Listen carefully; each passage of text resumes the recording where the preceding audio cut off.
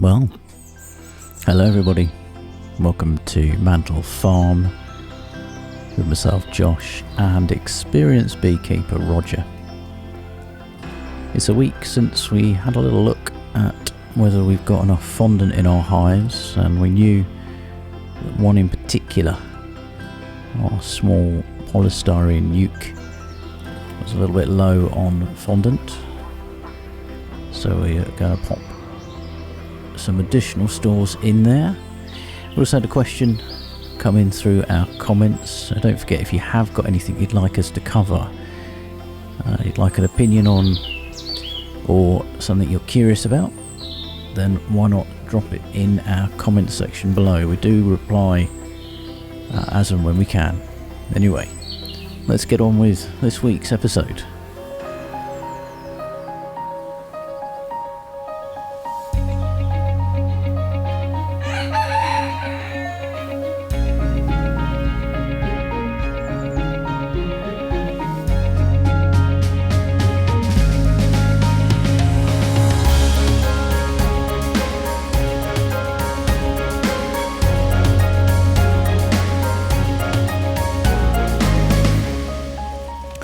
So, we're off to the Nuke.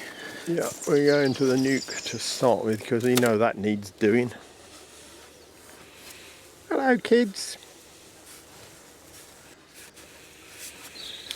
Right, so we take the lid off and there's quite a lot of bees in it. Yeah. They seem a bit more active today, don't they? And that's our old slab of fondant, which is just a few bits in the corners where their tongues can't reach, I think. One with pollen on her legs there. Oh, yes, and probably scrape that off and dump it on the top bars. They're licking it now, aren't they? Mm-hmm. Look at that. I mean, well, you can see here, this bit here where they've been lapping it up is pretty dry, and that is still very wet and shiny. So this is quite a soft fondant, isn't it? Yeah, until you get your knife stuck in it. Okay, let's see if we can get them out of the way again, cause We're all we backing. really don't want to squash anybody.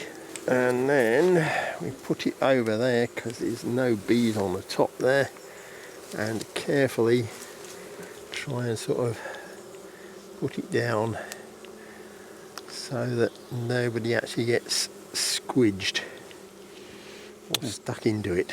Did that quite successfully. Right, and then we need to get the bees out of here because they're just going to be running into the seam and getting squashed when we put the roof back on. Well, there's still plenty in there. I can see that through the feed hole. Oh, well, that's all right then. Don't need to do any more with them. We know they're there because they've been flying, haven't they? Yep. Prepare yourself, Roger. We've actually got a question. Noah has asked, if it's too cold to fly, how do you tell if they're still alive without opening the hive? Well, you could tap on the side and listen. Yep. And if they're in there, you should hear a buzz. Yep. But that, of course, doesn't work for everybody because some of us are a bit older and deafer than others. True. So that might not work. Or you could put in your Varroa inspection tray and leave it for a while and come back, and if there's lines of debris on it, then they're obviously uncapping and eating stuff. What was the other one you said? Oh, was it check to see whether there's going to be milder weather coming and hold off for a couple of days and see whether there's any activity at the entrance? Yeah, there's that. And again, I mean, she said about not opening it, but she did say without opening it. But I mean, if at this time of year, although it can be cold. It depends, of course, where you're from. But down here on the south coast, or 3 or 4 miles from the south coast, my bees have generally been flying most days anyway. And if you're quick and careful, I see no reason for why you wouldn't just quickly lift the lid off and lift the crown board and have a quick gander underneath. Yeah. If the bees are in there, they're most likely going to be up towards the top anyway, because that's where it's warmest and that's where they want to be. Yeah. So if they're in there, they will be there. But and although you lose the heat, I suppose, from the colony, but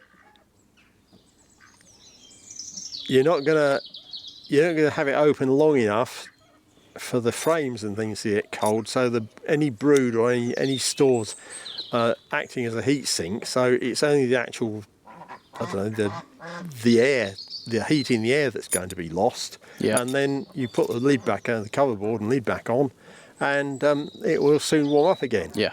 So I don't think it's going to do a lot of damage. And if you're really worried about it, then take a couple of tea towels with you, whip the cover board off, put the tea towels on, exposing a seam near the middle where you expect the bees to be, and just look in that little gap, and if there's bees there, then you're all right. Well, if they're moving about, they're all right. They're all right, yeah. It could be that they're all there and standing very still and going mouldy because they've starved to death 2 or 3 weeks ago. You know, it's difficult, but if they're running about, then they're probably all right. I did actually look into one of mine the other day, one of my nuclei, and I actually fed it. I gave it a slab of fondant 2 weeks ago, thinking that the bees up until then were all right. And it transpired when I looked in there properly the other day, which was quite a warm day, that the bees that were flying in and out were actually robbing it.